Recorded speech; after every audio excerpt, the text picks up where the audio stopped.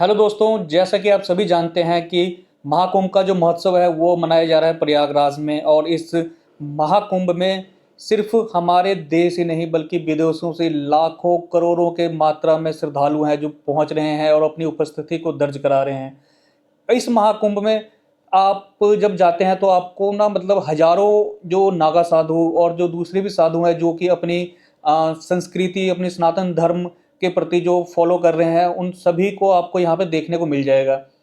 जो महाकुंभ चल रहा है इसी में मैं भी अपनी अगली ट्रैवल करने जा रहा हूँ और यहाँ पे मैं पहुँचूंगा मौनी अमावस्या से 3-4 दिन पहले। और मैं आपको अपने इस पूरे ट्रैवल ब्लॉग में आपको दिखाऊंगा कि वहाँ की क्या व्यवस्था है। और मौनी अमावस्या में जैसा कि कहा जाता है कि 10 करोड़ से ज़्यादा श्रद्धालु वहाँ पे पहुँचने वाले हैं। तो आप सोच सकते हो कि वो कितनी ज़्यादा वहाँ पे भीड़ होगी और वहाँ के मतलब किस तरह का ऑरा होगा, क्योंकि इस महाकुंभ में ना ऐसे ऐसे सिद्ध महापुरुष और जो सन्यासी है वो पहुँच रहे हैं। तो जो उनका एक ऑरा होता है ना, जो एक पॉजिटिव एनर्जी कह लो या पॉजिटिव वाइब्स कह लो, वो अलग ही लेवल की होती है। तो सिर्फ यहाँ पे आप स्नान करने के लिए ना पहुँचिए, बल्कि यहाँ पे आप अपने धर्म को, अपने संस्कृति को, अपने सनातन धर्म को समझने के लिए पहुँचिए, क्योंकि यहाँ पे हम सभी के लिए बहुत कुछ है सीखने के लिए। और जैसे कि आप सभी को पता है कि ये जो महाकुंभ है 144 सालों के बाद मनाया जा रहा है। तो ये लगभग आप ये सोच सकते हो कि हमारे ज़िंदगी में तो ऐसा मौका फिर हमें मिलने वाला नहीं है। तो अगर हमें ये मौका नहीं मिलने वाला है तो हम कम से कम जो हमें मिला है वहाँ तो हम इसको अटेंड करें, जितना हो सके अपने धर्म के बारे में बात करें, सीखें, अपने बच्चों को सिखाएं या अपने जो आने वाली पीढ़ी है उनको हम बताएं कि ये जो हमारा महोत्सव है कैसे है और कितने यहाँ पे धर्म को कैसे फॉलो करने वाले जो अनुयायी हैं, जो धर्म को फॉलो करने वाले हैं वो कैसे आ रहे हैं। तो यहाँ पे आपको काफ़ी कुछ सीखने को मिलेगा। हम बात करें इस महाकुंभ के बारे में, तो इस महाकुंभ में चलो पॉजिटिव चीज़ें तो बहुत सारी है, जैसे कि यहाँ की जो व्यवस्था है वो बहुत ही अच्छी है या और भी चीज़ें हैं। लेकिन ये कुछ चीज़ों को लेकर ना अगर हम देखें तो महाकुंभ की जो जो सच्ची और रियल जो तस्वीर है ना वो सामने नहीं आ पा रही। वो रियल तस्वीर पता क्या है, जैसे कि आपने देखा होगा नेशनल मीडिया हो गया या फिर लोकल जो भी यूट्यूबर भी वगैरह हैं, तो यहाँ पे जो 2-4 जो लोग हैं सिर्फ उन्हीं के बारे में बात करें। जैसे कि एक आईआईटी वाले बाबा हो गए, एक मोनालिसा जो गर्ल है भी, उनकी आंखों के बारे में बात की जा रही। अरे यार, महाकुंभ सिर्फ इन चीज़ों के लिए नहीं है, इसके अलावा भी बहुत कुछ है जो हमें सीखना चाहिए। हमें अपने धर्म के बारे में, वहाँ के बाबा जो आए हुए हैं, नागा साधु आए हैं, उनसे आप जाके क्यों नहीं पूछ रहे हो? अपने धर्म के बारे में पूछो, अपने संस्कृति के बारे में पूछो, आप मेडिटेशन के बारे में पूछो, ध्यान के बारे में पूछो, भगवान क्या है उनके बारे में पूछो। लेकिन लेकिन हो क्या रहा है आज के समय में? सिर्फ ऐसा हो रहा है कि भाई एक आईआईटी वाली बाबा है जो सब कुछ छोड़ के वो आगे हैं। चलो अच्छी बात है, इसमें कोई गलत नहीं है, लेकिन सिर्फ एक आईआईटी वाले बाबा ही हैं क्या? सोच के देखना, ऐसे ना जाने हजारों साधु हैं और इनसे भी ज़्यादा पढ़े लिखे और इनसे भी ज़्यादा एजुकेटेड कह लो या इनसे भी ज़्यादा अमीर, जिन्होंने अपना सब कुछ त्याग के छोड़ के जो साधु बने हैं। तो हमें क्या सिर्फ इन्हीं चीज़ों को सीखना है? नहीं, आप देखो तो सही कि अगर हम बात करें ना, हम सनातन धर्म के बारे में बात करें या हिंदुस्तान के बारे में बात करें, तो आप देख लो उठा के, महात्मा बुद्ध कितने बड़े, वो तो राजा के बेटे थे, फिर भी वो सब कुछ छोड़ के गए थे। बात ये नहीं है कि कौन कितना छोड़ के आया है या कितना पकड़ के आया, नहीं। आप वहाँ पे जा रहे हो ना, तो आप वहाँ के साधु से, वहाँ के उनके लिए उनका जो ज्ञान है ना वो सीखने की कोशिश करो कि वो क्या कहना चाहते हैं।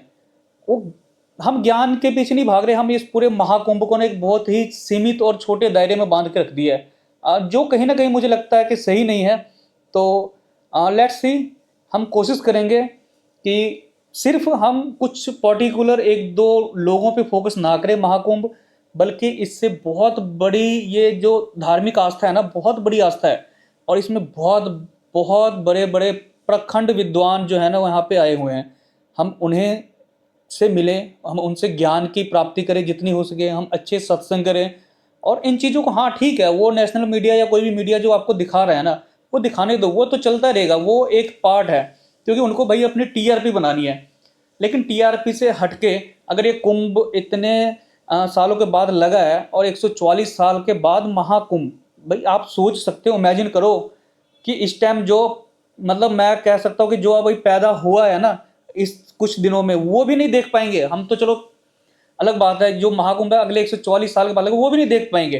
तो इतना बड़ा जो महोत्सव है ना, उनको हम इन नेगेटिव चीज़ों से या बाकी चीज़ों से ना कंपेयर करें। हम कोशिश करें कि कुछ अच्छी चीज़ें दिखाएं अपने बच्चों को, या जो बाहर से जो विदेशी आ रहे हैं उनको हम अपने धर्म के बारे में प्रचार करने का, इससे बड़ा तो मतलब मैं कहता हूँ चीज़ हो ही नहीं सकता है। इससे बड़ा चीज़ कोई मिलेगा ही नहीं अपने धर्म का प्रचार करने के लिए। तो मैं भी एक छोटी सी कोशिश करूँगा, जो प्रयागराज में महाकुंभ है उसको मैं अपने अपने ट्रैवल व्लॉग के माध्यम से आपको दिखाने की कोशिश करूँगा। बहुत ज़्यादा मैं नहीं कह सकता कि मैं बहुत ही प्रोफेशनल वीडियो आपको बना के दिखाऊँगा, लेकिन हाँ जो भी होगा ना रॉ फुटेज मतलब कि रियल होगा, कोई फेक नहीं, कोई टीआरपी नहीं चाहिए, कोई लाइक सब्सक्राइब आप कर दो तो अच्छा है।